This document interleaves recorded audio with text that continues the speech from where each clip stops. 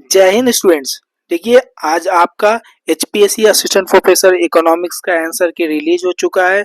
और आज हम लोग देखेंगे कौन कौन से क्वेश्चन को आप लोग चैलेंज कर सकते हैं। जैसे कि आप लोग क्वेश्चन नंबर 22 देखिए, क्या कह रहा है। Which solution to Keynesians prefer for a positive demand shock. Demand shock अगर पॉजिटिव है, इसका मतलब है कि सडन इंक्रीज इन डिमांड होगा तो डिमांड पुल इन्फ्लेशन हो रहा है। इसका मतलब इकोनॉमी में इन्फ्लेशन की स्थिति रहेगी। उस समय डिमांड अचानक से बढ़ गया, आपका सप्लाई कांस्टेंट है तो प्राइसेस बढ़ना निश्चित है। तो उस समय कौन सा सॉल्यूशन हो सकेगा किन्सियन के अनुसार, जो कि आपका आंसर दिया हुआ है, आंसर की के अनुसार दिया हुआ है कि आप लोग क्या कीजिएगा कि परसुइंग एन एक्सपेंशनरी पॉलिसी दिया हुआ है आंसर, जो कि बिल्कुल ही गलत है।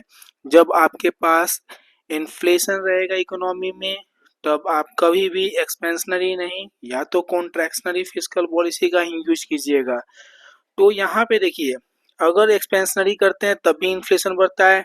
टैक्स रेट को कम करेंगे तभी डिमांड बढ़ेगा, क्योंकि आपका डिस्पोजेबल इनकम बढ़ेगा तो डिमांड बढ़ेगा। तो टैक्स रेट को भी कम नहीं कर सकते हैं, क्योंकि इन्फ्लेशन की स्थिति ऑलरेडी इकोनॉमी में है। हायर टारगेट इन्फ्लेशन रेट मान के चलिए, पहले 2% था, अब आप 4% कर दे रहे हैं। तो इन्फ्लेशन को क्या कर रहे हैं आप, इंक्रीज ही करवा रहे हैं ना। तो ये भी नहीं आप कर सकते हैं, मतलब ये ऑप्शन भी आपका गलत है। इंक्रीज गवर्नमेंट की स्पेंडिंग को आप इंक्रीज कर रहे हैं, इसका मतलब यहाँ भी आप क्या कर रहे हैं, एक्सपेंशनरी पॉलिसी का यूज कर रहे हैं। ठीक, तो ना तो आप ऑप्शन नंबर 1 का यूज करिएगा, ना तो ऑप्शन नंबर 2 का यूज कीजिएगा, ना ही ऑप्शन नंबर 3 का, ना ही ऑप्शन नंबर 4 का। तो इसका मतलब इस क्वेश्चन का आंसर आप क्या मानेंगे, मतलब कोई भी ऑप्शन आपका सही नहीं है। तो ये क्वेश्चन चैलेंज करने लायक है, क्योंकि चारों का चारों ऑप्शन आपका गलत है, क्योंकि सारे के समय में आपका एक्सपेंशनरी फिस्कल पॉलिसी का ही यूज हो रहा है। Now coming to question number 41। ये क्वेश्चन नंबर 41 आपका चैलेंज करने लायक है। वो क्वेश्चन जो 22 है, मे बी वो क्वेश्चन डिलीट हो जाए, क्योंकि उसका कोई भी आंसर आपका सही नहीं है। Question number 41, the value of foreign trade multiplier will be high under the condition when. आपका value of foreign trade multiplier कब हाई होगा। तो पहले तो आप लोग जानेंगे कि उसका फॉर्मूला क्या है फॉरेन ट्रेड मल्टीप्लायर का। जैसे कि देखिए, foreign trade multiplier equal to क्या होता है, one by M P S plus M P M, मतलब 1 by marginal propensity to save plus marginal propensity to import. तो पहला ऑप्शन क्या कर रहा है, इसमें आंसर क्या दिया हुआ है, देखिए 41 का आंसर दिया हुआ है ए। ए दिया हुआ है there is increase in export. अब आप ही बताइए, एक्सपोर्ट को इंक्रीज करेंगे तब लिखा हुआ है कि फॉरेन ट्रेड मल्टीप्लायर का वैल्यू बढ़ेगा। ठीक, तो मार्जिनल प्रोपेंसिटी टू इम्पोर्ट है। अगर इम्पोर्ट है तो यहाँ पे तो उस फॉर्मूले में एक्सपोर्ट का कोई रोल नहीं है। अब यहाँ देखिए, marginal propensity to save is high. अगर एमपीएस को बढ़ाते हैं, अगर एमपीएस को बढ़ाते हैं तो डिनोमिनेटर क्या होगा हमारा, न्यूमरेटर बाय डिनोमिनेटर हमारा बड़ा होगा। तो मल्टीप्लायर का वैल्यू क्या होगा, अगर डिनोमिनेटर बढ़ता है, नीचे का अगर डिनोमिनेटर आपका बढ़ रहा है तो मल्टीप्लायर का वैल्यू क्या होगा, डिक्रीज करेगा। उसी प्रकार marginal propensity to import is high. अगर इसको बढ़ाते हैं, एमपीएम को बढ़ाते हैं, तब भी डिनोमिनेटर हमारा बढ़ता है, जिसके कारण हमारा मल्टीप्लायर का वैल्यू क्या होगा, कम होगा। और ऑप्शन नंबर डी क्या है, the marginal propensity to consume domestic good is high. MPC high होना चाहिए, जाहिर सी बात है। एमपीएस का फॉर्मूला क्या होता है भाई, MPS equal to 1 minus MPC. ठीक, यहाँ पे इस फॉर्मूले को पुट करेंगे फॉरेन ट्रेड मल्टीप्लायर के फॉर्मूले में, 1/MPS के जगह 1 - MPC ये रखेंगे प्लस MPM।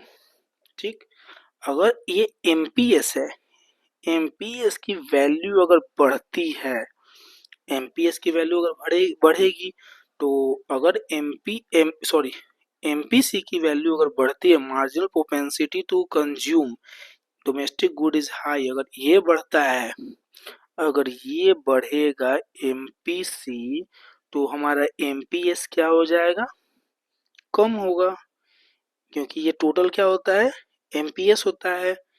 ये जो 1 - MPC क्या है, MPS है।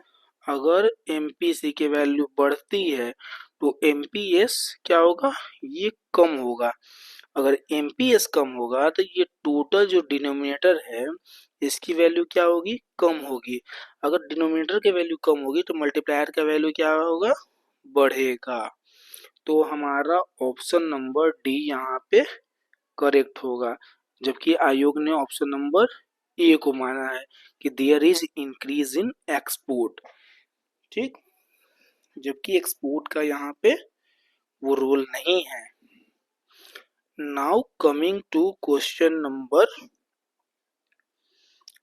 53 एक चैलेंजेबल क्वेश्चन है।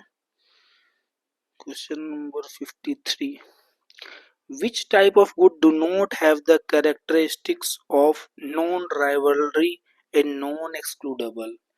नॉन राइवलरी का क्या मतलब है, कोई एक अगर उसका कंजम्पशन कर रहा है, इंक्रीज कर रहा है, तो दूसरे के लिए उसका अवेलेबिलिटी कम नहीं होना चाहिए।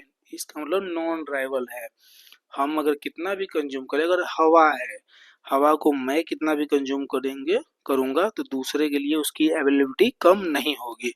ठीक, नॉन एक्सक्लूडेबल का मतलब है कि किसी प्रकार का उसमें पैसा नहीं लग रहा है, कोई चार्ज नहीं लग रहा है। अगर चार्ज लगेगा तो जिसके पास पैसा नहीं है उसको एक्सक्लूड कर सकते हैं। तो जाहिर सी बात है नॉन राइवल और नॉन एक्सक्लूडेबल किसके केस में होगा, ये पब्लिक गुड के केस में होगा। ठीक, इसमें क्या कर सकता है, राइवलरी भी नहीं है, यहाँ पे एक्सक्लूडेबिलिटी का प्रिंसिपल भी नहीं है। ठीक, नॉन राइवल और नॉन एक्सक्लूडेबल पब्लिक गुड के केस में होगा। लेकिन यहाँ क्वेश्चन पूछा था which type of goods do not have पूछा था। ठीक, तो डू नॉट है मतलब वो नॉन राइवल और नॉन एक्सक्लूडेबल प्रिंसिपल दोनों को फॉलो नहीं करना चाहिए। इसका मतलब वो प्राइवेट गुड होना चाहिए, मतलब वो राइवलरी भी हो, उसके साथ राइवलरी का भी केस हो, और उसके साथ एक्सक्लूडेबिलिटी दोनों प्रिंसिपल को फॉलो होना चाहिए। ठीक, तो नॉर्मल गुड क्या होता है, normal good is a private good, even inferior good is also a private good, और demerit good is also a private good.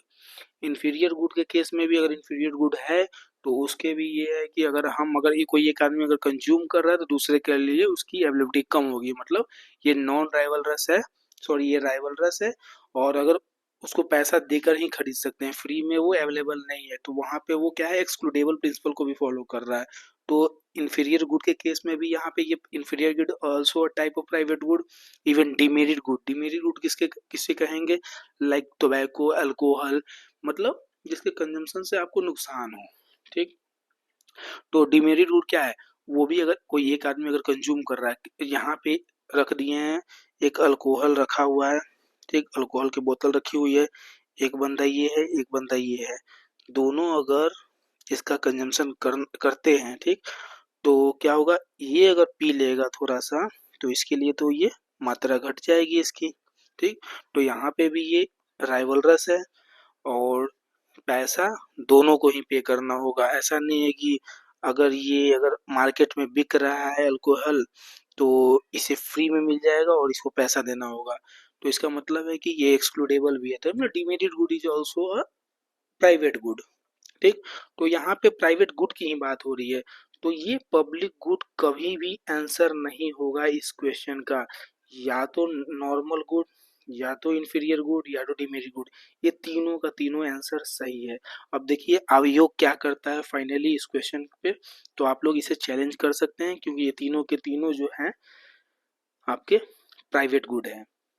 ठीक, अब now coming to question number 75।